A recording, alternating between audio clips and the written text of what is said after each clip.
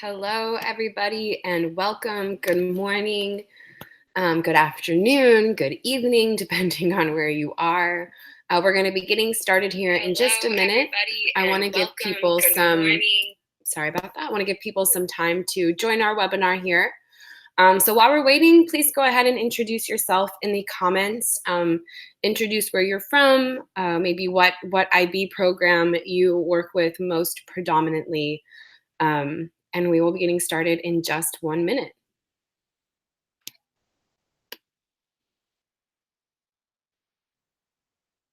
We are broadcasting this morning from Austin, Texas.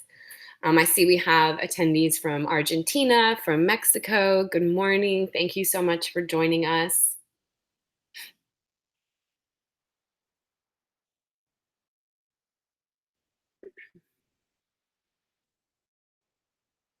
Hello from Chicago, Illinois. Good morning.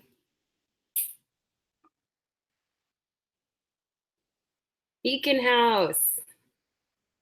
Hello, Beacon House in Pakistan. Always good to see you.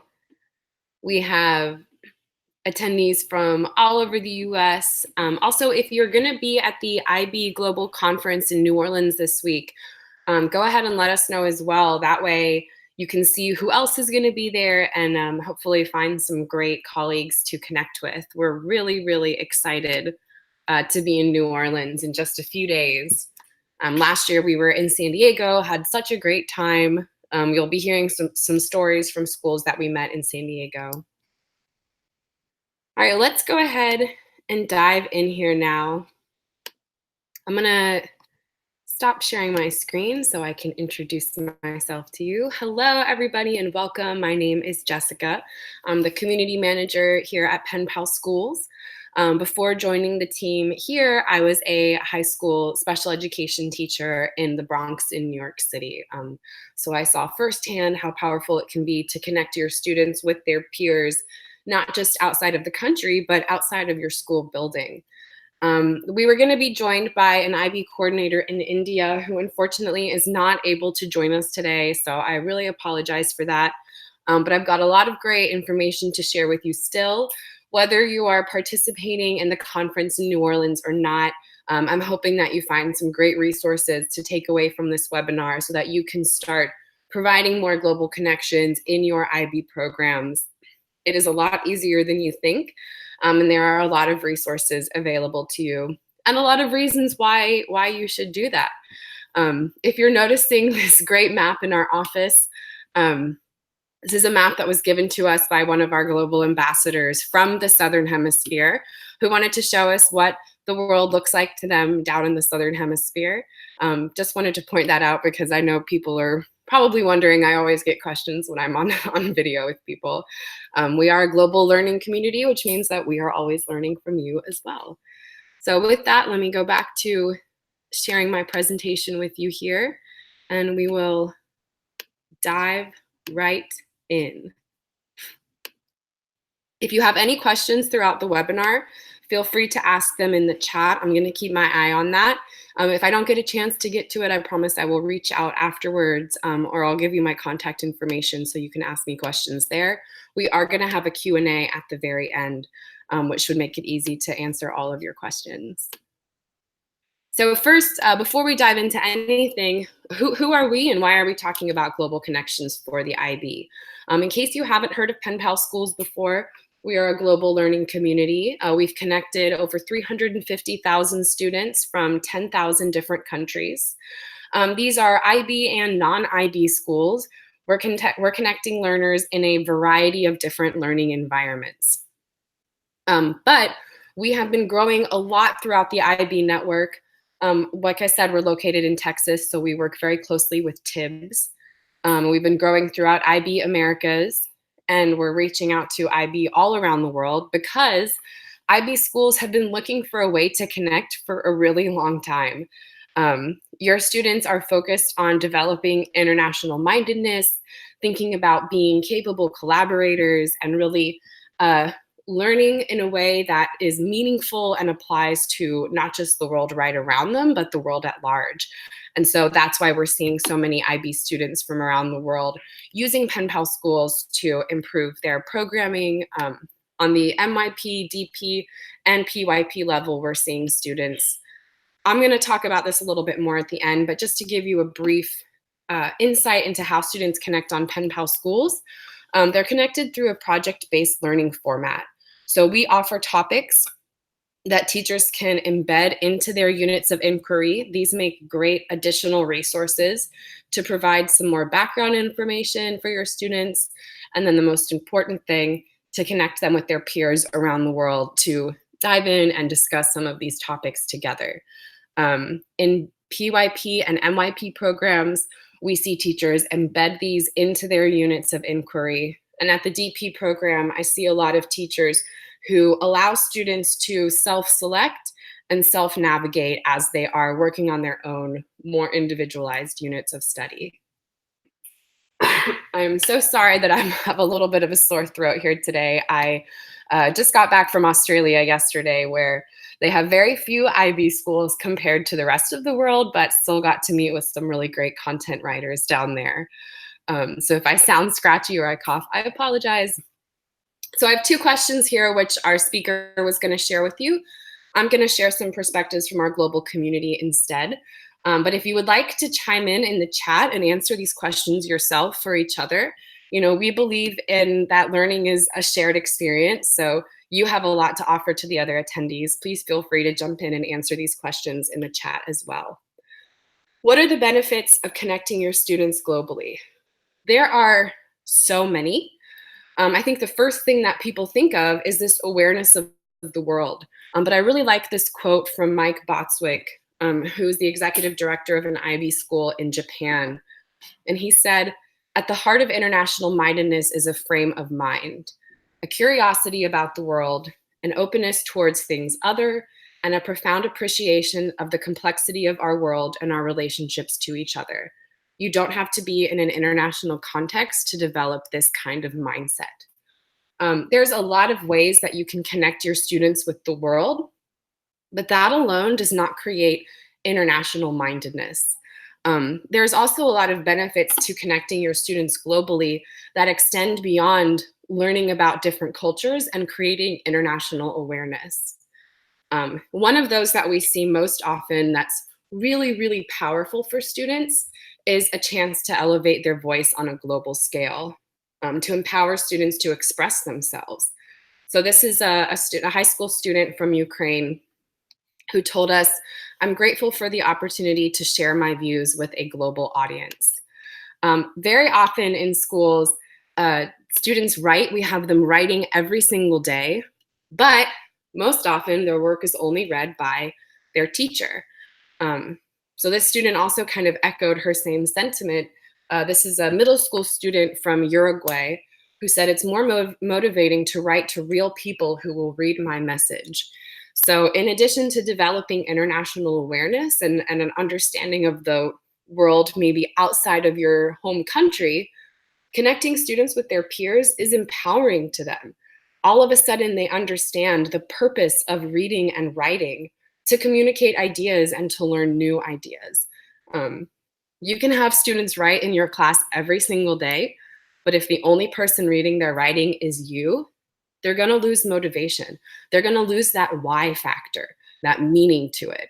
And so a lot of IB programs really revolve around this idea of making learning meaningful. And so connecting students with their peers around the world gives them a wider audience, and it makes their work feel real to them. They're going to write a message, and a real person their age is going to read it and respond to them, not just their teacher. This is Allison Starling. She's a director of innovative learning at a school here in Texas. And their school does a lot of project-based learning in general.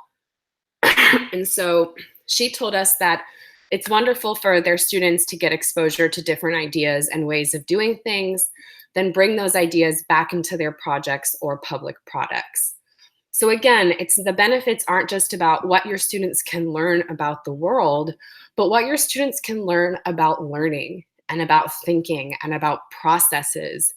Even just exchanging the types of programs that students can use to create a video or the kind of materials students are using in their art classes. It broadens your students' understanding of how students learn, how people think, and different processes that are used to build and construct knowledge that then your students can take back and embed into their own projects and their own units of inquiry. So the exposure extends beyond just, oh, we're connecting with this country that our students have never been to, and they're going to learn a different perspective. It's always meaningful to learn from different perspectives, but the benefits of connecting globally really extend beyond that. Question 2 here. Let me just check and see if we have any questions in the chat yet. It doesn't look like it. How does global project-based learning support the IB continuum? Oh, there are so many ways. The first thing I want to mention before I introduce you to Penpal star Alejandro here is that when it comes to project-based learning and making that global, I really encourage teachers to take a look at your curriculum, take a look at your units of inquiry, and just start by identifying areas where global collaboration could be beneficial. So this means either areas where you're discussing a topic that has relevance in other countries as well, or where your students are creating things that could be shared with a wider audience. So that's what Alejandro did. This is a PYP student in Mexico, and he participated in our special global poetry contest. So this happened in the last school year during Global Poetry Month, and his teacher simply provided him this opportunity to exchange and write poetry that's published for a global audience. But that one simple experience exposed Alejandro to so many different ideas. And so you can go to our blog and read his poem. He wrote a really wonderful poem about the environment. But before I share with you some of his feedback, I wanted to share what his teacher had to say. So he goes to Madison International School in Mexico. And she said, as an IB school, they believe that all learning should be connected to the real world, giving meaning and purpose to our learning. Such learning benefits from the global experiences that connect us as humans around the world. So again, it's not just about learning different perspectives, but providing a real meaning and purpose. When people write poetry, it's written to be read by other people. But if that poetry is only living within the walls of your classroom, your students aren't really bringing it to life. They're not really bringing it into the world. They're only bringing it into your desk for a grade. And that's just not very interesting. I hate to say it so bluntly. Alejandro, in participating in this topic on Penpal Schools, he was able to learn about a topic that interested him, which is the environment. So keep in mind, this was a global poetry contest where students are writing and discussing poetry. But within that, he got to learn more about an issue that really matters to him. This is some of what Alejandro had to say about his experience. He said, I can talk with kids around the world and express myself with different cultures. It's a way to express your feelings, and I can read the feelings of other kids. I cannot emphasize enough how powerful it is to give your students an opportunity to express themselves. I hear from teachers all the time that, I have a great relationship with my students. We have a positive world culture or classroom culture, and I cannot believe how much I learned from them because they express themselves differently when they're expressing themselves to their peers around the world. It's really, really empowering for your students. And then Alejandro said, I discovered more ways to help our planet. Global warming is an important problem, and we need to do something to save our world.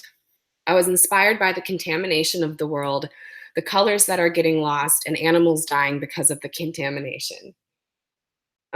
I love this quote, and I love Alejandro's poem, which is too long to include in this presentation, so I encourage you to go to our blog and check it out.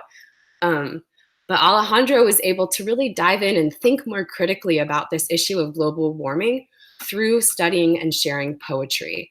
And I love how when he thinks about contamination, he thinks about colors that are getting lost. It's such a powerful imagery that you'll definitely see in his poem. Another class I want to introduce you to is from an MYP program in the USA from Lakewood Catholic Academy, which I now notice I have spelled wrong here. I'm so sorry about that. Their principal told us that their students were able to learn about the various flags throughout the world and their uses, whether they represented countries, sports teams, or schools. We are an international baccalaureate world school, so it has been helpful to bring other cultural icons and voices into the classroom in such an interactive and engaging way. So this class participated in our Flags of the World topic, and all of these students learned about different flags around the world and then designed their own, which they published online for a global audience.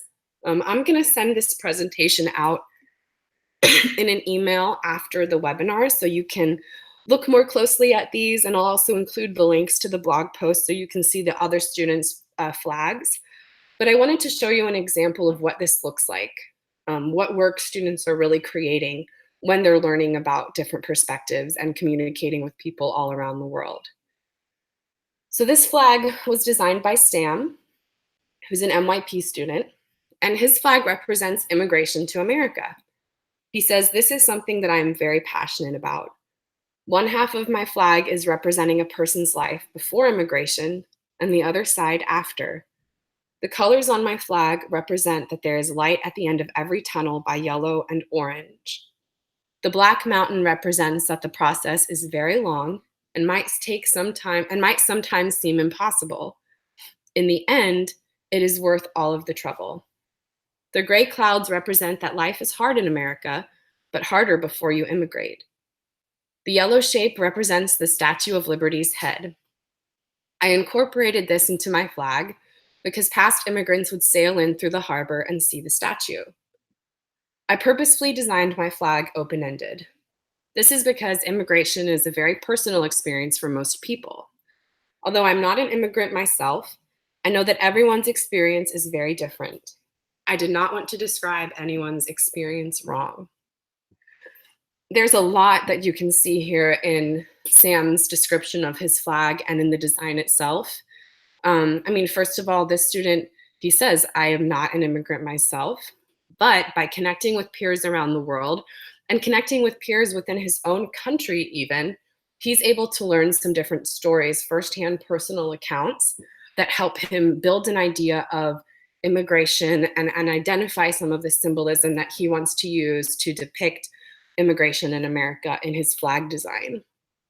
He's also able to present this work to the world, to people who don't know him, which I think kind of changes the way that he is describing some of his flag as well. Really having to write for a wide global audience of people you don't know, instead of simply writing for an audience of your own class and your own teacher who see every single thing that you create all year long. There are a lot of other great flag designs by this class on our blog, so I'll include the link in the presentation so you can view those afterwards. Let me just check this chat here and see if I see any other great answers. Yes, the description of the flag is amazing. So many ideas and emotions in one picture. Great work. This, I think, also highlights some of the multidisciplinary aspects of connecting your students with their peers around the world. I'm going to dive right back in and just show you again our map of our global learning community. You can see a lot of our pen pals right now are located across North America and Europe, throughout Asia, and then in Oceania, so in Australia and New Zealand. We have a lot of pen pals who are recently joining us this last semester and summer from South America. So if you are looking to connect with pen pals from these countries, I encourage you to join our global learning community. You're in really great company with a lot of other IB schools. And this is just one fraction of the topics available for your students to explore. So those flags were designed in Flags of the World. Our special poetry contest was only available once a year, but all year long, your students can join a world of poetry, and they'll be exposed to poets from each continent, and they'll be exchanging poetry with their peers around the world. But there's a lot more topics than this available. And like I said at the beginning, these are great supplemental resources to your units of inquiry. I just really want to reiterate that these are not replacing any parts of your IB curriculum. These are additional resources to take what your students are doing in their IB curriculum and connect it globally. Connect it globally by providing really diverse global perspectives for your students, as well as a large international audience of peers to share their work with. Unlike some other ways that your students may be connecting, on Penpal Schools, students do not just connect one-to-one, but they're connecting with pen pals in dozens of other countries, all of the other pen pals who are participating in the topic at the same time. So again, it's a really wide audience of peers to write to and to share their work with. We are going to be in New Orleans this weekend. If you're not going to be there, I encourage you to follow the hashtag IBNOLA 2019. It's probably going to be full of FOMO, but it's a great way to stay updated on the conference if you can't be there in person. I also encourage you, if you are going to be there in person, to come find us. I will be there myself. My name is Jessica, and I'll put my face up at the end so you can see me again. But come chat with us in person. I'd love to show you more about how Penpal Schools works and also help answer some of your questions about global collaboration. If you are going to be there, I've gone ahead and pulled out some really awesome sessions that are taking place that are going to help you learn more about global collaboration for your IB programs. First, I just want to reiterate this great session happening on Thursday if you're part of the pre-conference. That's all about getting to know the revised standards and practices. Jane Drake is going to be there with Aaron Albright and Pilar Quizer. There are new standards and practices. Looks like an all-day session, but very, very helpful because even I've received some questions from people about the revised standards and practices. So sorry. Starting on Friday, creating a school environment that seamlessly includes international mindedness. Like I said at the very beginning of this presentation, international mindedness is so much more than just connecting your students globally. And so this session is a really great opportunity to learn about how to create a school-wide environment that really emphasizes and nurtures international mindedness. As I'm sure you know, when things happen school-wide, they happen with fidelity. Also on Friday, how to engage a local nonprofit to create a global impact in 7 steps. I want to also shout out these presenters, Dana Browning, Emily Heingardner, Michelle Swain. Dana Browning has shared some resources in webinars with us in the past. This is going to be a really, really awesome session that I highly encourage you to attend. We see students and teachers do this all the time on Penpal Schools, where they'll link what they're doing in their global collaboration to a local nonprofit to really create that cycle of global learning and local action.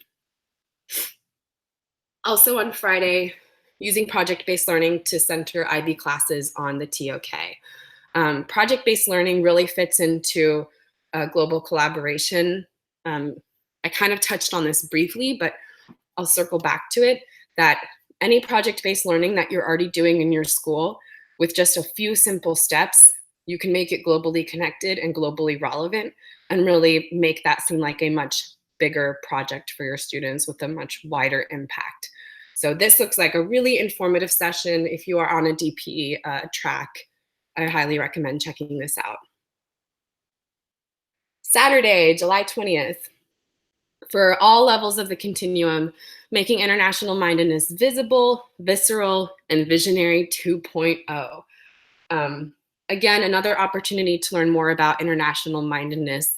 Making it visible is something that we really encourage schools and teachers to do. It's a way of incorporating or extending your global collaboration outside of your classroom walls and celebrating it school-wide and ideally community-wide as well. So even bringing parents and community stakeholders into your global learning experiences. Whoops. I've got some extra slides here, it looks like.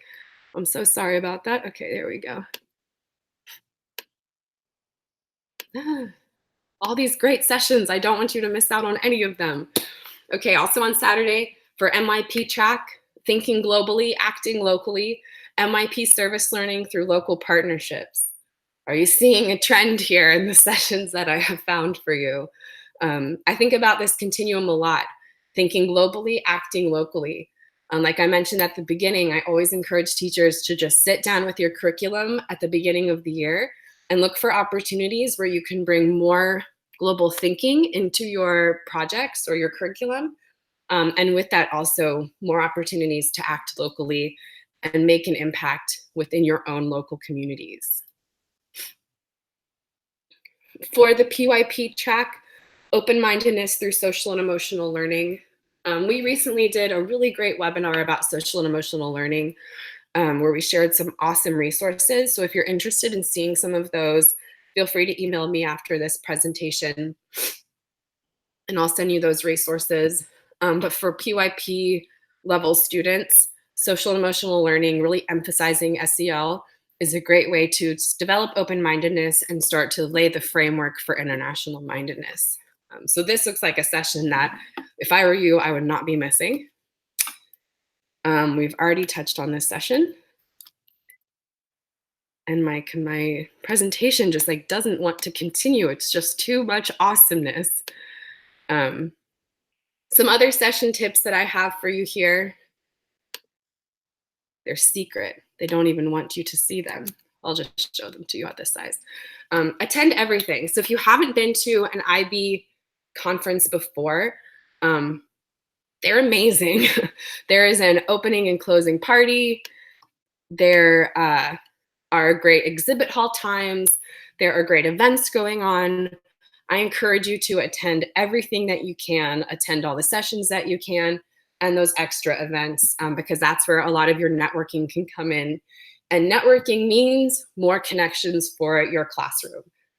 So the people that you meet at this conference, exchange information and find ways to connect your classrooms, connect your planning, connect your curriculum. It's takes a little bit more legwork to do it that way, but it's really, really powerful to have that global learning network, and it can start with you and your own network. With that, we always recommend to stay hydrated and stay charged. I believe that there are charging stations there. The IB does a really, really good job at taking care of you. So there should be charge stations, but if not, bring your charger, bring a portable charger, keep your devices charged, and definitely stay hydrated. I know that the IB does a really great job of making sure that you have snacks and water, but with so many amazing learning opportunities going on, if you stay hydrated and stay charged, you'll simply be able to do more, see more, and learn more. And then my last big tip for you is to visit the Penpal Schools team. See me in person. I'll come on the camera now so you can see my face. Come visit us in person. The Expo Hall, if you have not been to an IB conference before, it's very easy to navigate. It's much smaller than other large conferences. And by smaller, I just mean it's more intimate and it's easier to see people, meet people. Another pro tip here is all of your snack times are going to be taking place in the Expo Hall. So I encourage you to really meet with vendors, talk to people.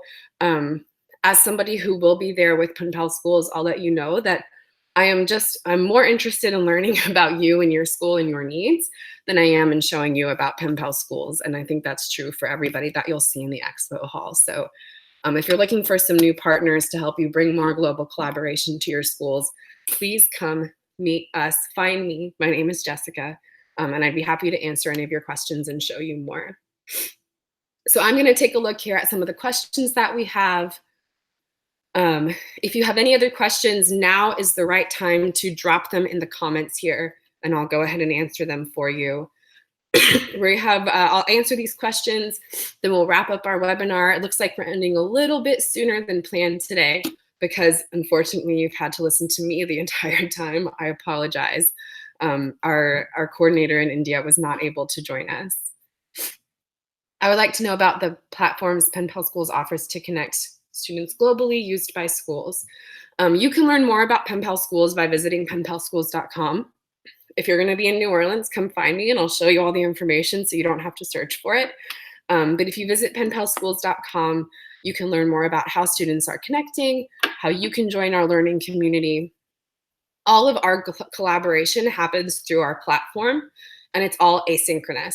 So you don't have to schedule anything. You don't have to find the schools that you're going to connect with.